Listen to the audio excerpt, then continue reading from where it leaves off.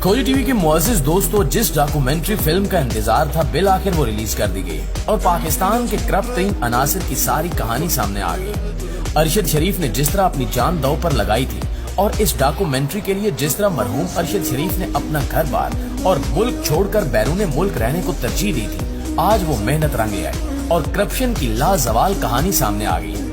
किस तरह नवाज शरीफ ने मुल्क का पैसा चोरी किया और किस तरह ये पैसा मुल्क से बाहर ले जाया गया, इस डॉक्यूमेंट्री में सब कुछ बाकायदा सबूतों के साथ दिखाया गया है। इस वीडियो में आज हम आपको तारीखी करप्शन की सारी दास्तान सुनाएंगे और आपको बताएंगे कि पाकिस्तानी सियासतदान किस तरह मुल्क से दौलत लूट कर फरार हो जाते हैं और फिर किस तरह ये सारी दौलत बैरून मुल्क सरमायाकारी के लिए इस्तेमाल होती है।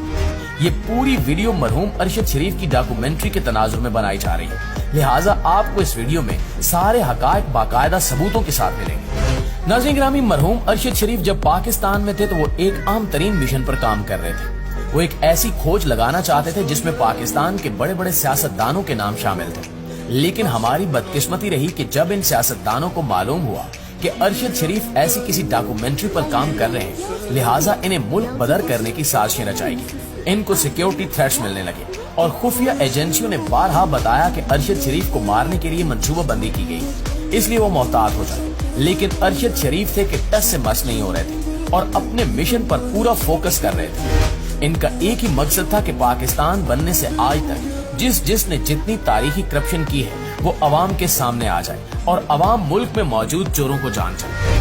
अफसोस कि बिल आखिर करप्ट तरीन अनासिर अपनी मंसूबा बंदी में कामयाब हो गए और इन्हें मुल्क से निकाल दिया गया। बज़ाहिर जिन लोगों ने अरशद शरीफ को मुल्क से निकाला था, ये वही लोग थे जो करप्शन में मुलव्विस थे और जिन्होंने करोड़ों अरबों नहीं बल्कि खरबों की दौलत पाकिस्तान से लूटी और फिर लंदन में जाकर सरमायाकारी कर दी। अरशद शरीफ को पैगाम मिला कि जल्द अज जल्द मुल्क छोड़कर किसी महफूज मकाम पर चले जाओ और वहीं से अपने मिशन पर काम जारी रखो।